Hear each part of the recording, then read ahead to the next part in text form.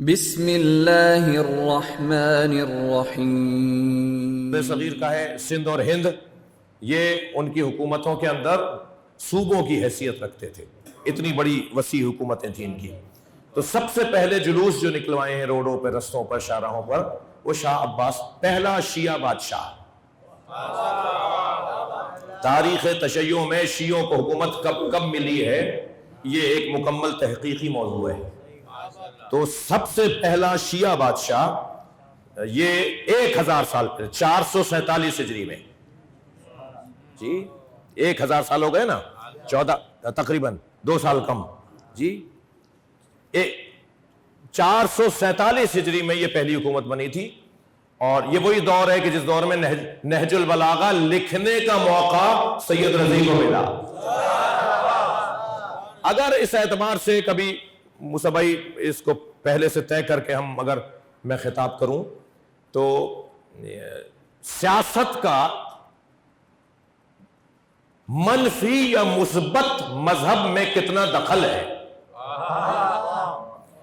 مذہب کے منفی پہلوؤں میں اور مذہب کے مثبت پہلوؤں میں، لفظ ٹھیک کرتا ہوں، یعنی صحیح مذہبوں کی تقویت میں اور باطل مذہبوں کی تقویت میں سیاست کو کتنا دخل حاصل ہے، اس کو تحقیق کرنے کی ضرورت ہے۔ یعنی باطل نظریات نے بھی جان پکڑی ہے حکومتوں کے ذریعے، اور حق نظریات نے بھی توانائی پائی ہے حکومتوں کے ذریعے۔ ایسا ہی ہے، صلوات پڑھیں محمد وعلیہ۔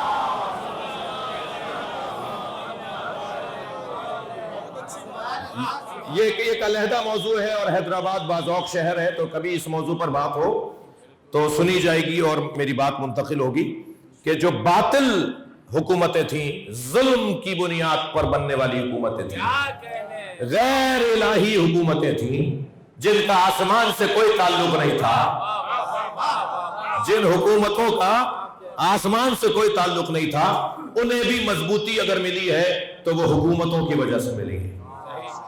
اور جن کا آسمان سے تعلق تھا، جن کا وحی الہی سے تعلق تھا، انہیں بھی اگر مضبوطی ملی ہے تو وہ حکومت کی وجہ سے ملی ہے۔ میں کہتا ہوں کہ کیا حضرت ختیجہ ایک مالکہ اور ملیکہ نہیں تھی؟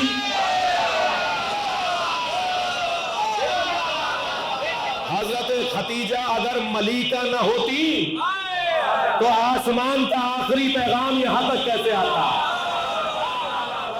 صلوات پڑھنے محمد وعلیہ۔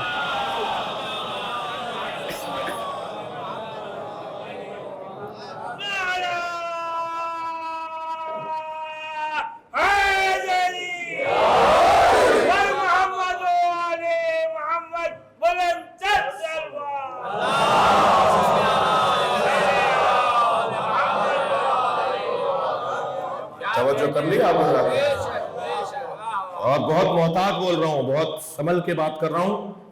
اس سے مراد یہ لینے ہی نہیں دوں گا انشاءاللہ کہ میں مروجہ سیاست کا پسند کرنے والا ہوں، یا میں لفظ جو کہوں کہ میں مروجہ سیاست کا مروج ہوں۔ میں مروجہ سیاست کا مروج نہیں ہوں، مگر اس کا انکار بھی منبر پر بیٹھ کے نہیں کر سکتا کہ سیاست دین سے جدا نہیں ہے۔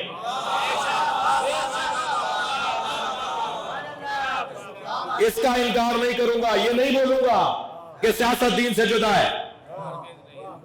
میں نہیں مان سکتا اس بات کو کہ سیاست دین سے جدا ہے۔ سیاست عین دین ہے، اور دین سے بڑی سیاست ہی نہیں ہے۔ توجہ چاہوں گا عزیزان گرامی، دین سے بڑی سیاست ہی نہیں ہے۔ آپ ایک ایک دین کا حکم، ایک ایک شریعت کا حکم اس زاویے سے دیکھیں جس زاویے سے میں دیکھ رہا ہوں۔ جی وہ فردی عبادتیں ہوں یا وہ اجتماعی عبادتیں ہوں، وہ انفرادی عبادتیں ہوں یا وہ اجتماعی عبادتیں ہوں، وہ فرادہ نمازیں ہوں یا جماعت سے پڑھی ہوئی نماز ہو، یہ مصافحہ کیوں کرتے ہو؟ یہ ایک دوسرے سے ہاتھ ملا کے کینہ دور کیوں کرتے ہو؟ جس معاشرے سے کینے ختم ہو جائے اسی کو امن عطا ملتا ہے، وہی امن ہو جاتا ہے۔ یہ سیاست نہیں ہے تو کیا ہے؟ نماز جمعہ کیا ہے بھائی؟ نماز جمعہ میں پہلا خطبہ سماجیات پر نہیں ہے تو کس پر ہے؟ نماز جمعہ کے اندر پہلے خطبے کے اندر سیاسیات اور سماجیات، بتاؤ کیا ہو رہا ہے معاشرے میں؟ مولانا جب ہمیں سیاست سے کوئی تعلق ہی نہیں ہے تو ہم پہلا خطبہ سنیں گے نہیں، تمہارے سننے سے خطبہ بند نہیں ہوگا، تمہارے نہ سننے سے خطبہ بند نہیں ہوگا، اور تمہارا عربی میں پڑھنے سے خطبہ ختم نہیں ہوگا کہ بھائی ہم تو سمجھ ہی نہیں رہے کیا بول رہے تھے۔ صلوات پڑھ لے ذرا محمد وآلہ۔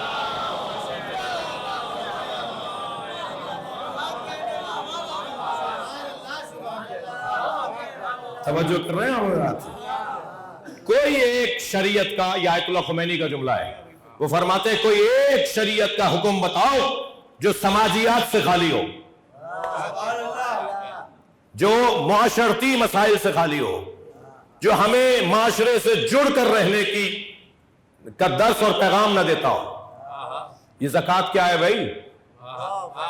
آپ اسی زکوٰۃ کے اندر لے لیجئے، زکوٰۃ کے جو مصارف ہیں، زکوٰۃ کے جو مصارف ہیں، زکوٰۃ کا نصاب ہے اور زکوٰۃ کے مصارف ہیں۔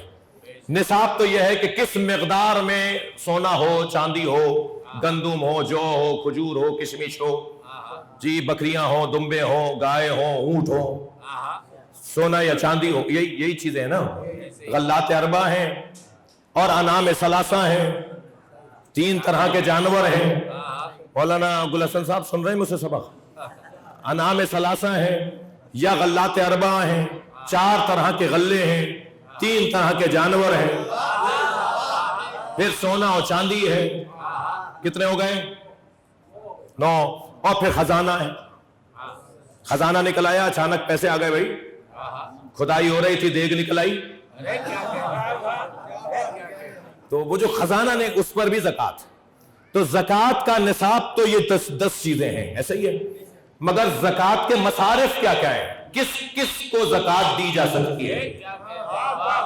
زکوٰۃ کس کس کو دی جا سکتی ہے؟ اس میں ایک وہ کافر ہے جسے پیسہ مل جائے گا تو مسلمان سے دشمنی چھوڑ دے گا۔ بتائیے یہ سیاست نہیں ہے تو اور کیا؟ صلوات پڑھ لیں محمد وآل محمد۔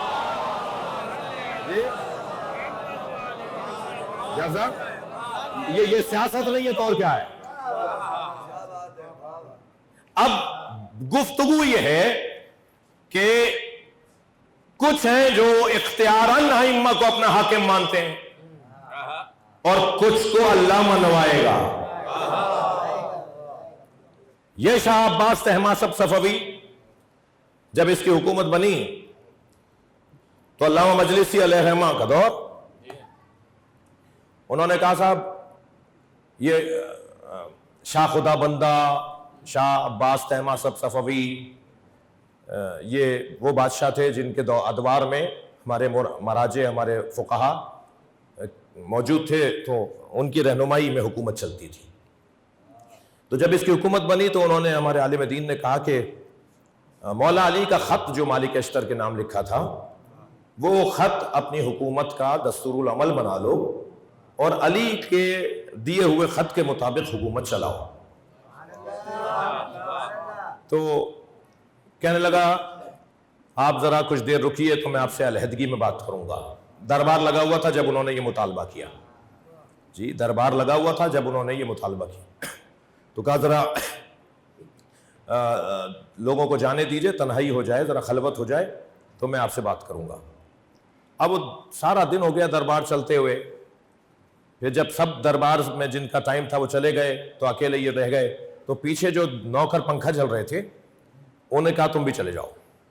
جب وہ دونوں نوکر بھی چلے گئے تو یہ عباس طہماسب صفوی کہنے لگا کہ اگر ایسے ہی علی کا دیا ہوا نظام حکومت کامیاب ہوتا تو خود علی کی حکومت کامیاب کیوں نہیں تھی؟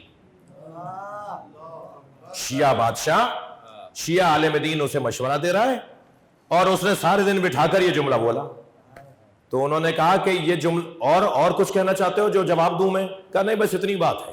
اگر علی بن ابی طالب کی حکومت ہی اتنی دیا ہوا نظام اتنا مضبوط تھا تو ان کی اپنی حکومت مضبوط کیوں نہیں ہوئی؟ تو علامہ فرمانے لگے کہ اور کوئی بات؟ کا نہیں یہی بات تھی. کہ یہ بات تو آپ مجھے 4 گھنٹے پہلے کہہ دیتے, یہ 4 گھنٹے تک مجھے بٹھا کے کیوں رکھا؟ کہنے لگا یہ جو پنکھا جلنے والے تھے نا, اگر میں ان کے سامنے یہ جملہ کہتا تو یہی پنکھا میرے سر پہ مارتے. ہاں, کہنے لگا اگر میں ان کے سامنے یہ جملہ کہتا, اس وقت تو اور زیادہ لوگ تھے, تو میں سب کے سامنے کیسے کہتا؟ حتیٰ میں ان کے سامنے بھی اگر بولتا تو یہی لوگ میرے سر پہ میرا اپنا پنکھا مجھے مار دیتے.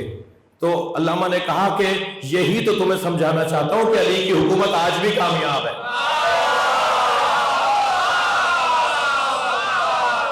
صلوات پڑھے ذرا محمد و آلہ.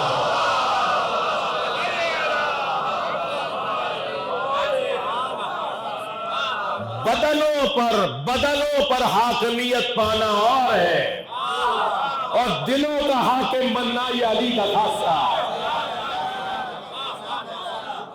اللہ نے صلوات پڑھنے محمد و آلہ.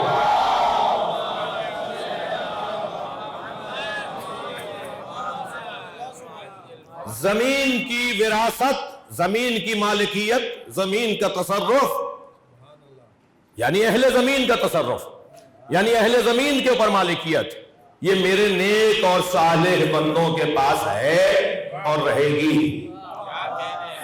ہے چاہنے والوں کے لیے اور رہے گی نہ چاہنے والوں کے لیے.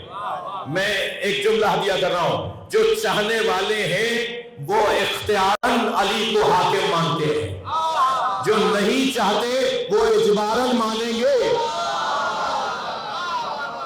اس گھرانے کی حاکمیت ایک وقت آئے گا, ابھی ہم اختیار سے مانیں گے, مان رہے ہیں تو ہم نے 1.5 ملکوں میں بنا لی.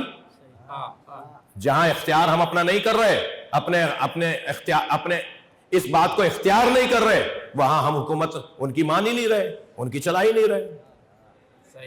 لیکن جب اللہ معجزے سے ان کی حکومت بنائے گا, یعنی اب اختیار سے حکومت ہے, پھر اجبار سے ہوگی. 1,24,000 نبیوں کی نبوت اس نے معجزے سے ثابت نہیں کی. میں جو کہہ رہا ہوں اللہ کرے وہی بات منتظر ہو. کسی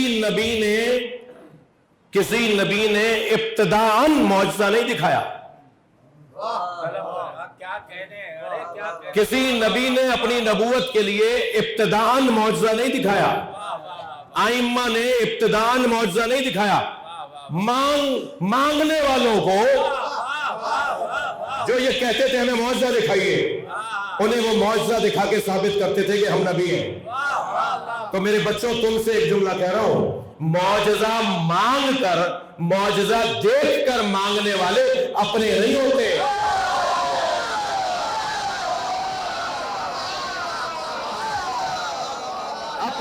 اپنا تو بغیر معجزے کے مانتا ہے. یہ کون سا کمال ہوا کہ معجزہ دکھائیں گے تو معلوم گا؟ کمال تو یہ ہے کہ ہم آپ کو مانتے ہیں بس. صلوات پڑھنے محمد و آلہ.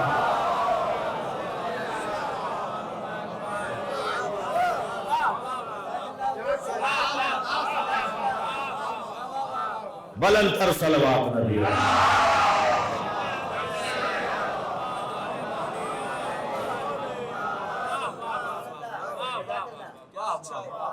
ہے اور رہے گی. ہمارے نیک اور صالح بندوں کی حکومت ہے اور رہے گی. ہے اختیاراً اور رہے گی, ہوگی معجزتاً, اجباراً, قہراً. اب بھی نہیں مانو گے کیا؟ اب بھی نہیں مانو گے؟ اس سے زیادہ اور ڈھیل کیا ہوگی؟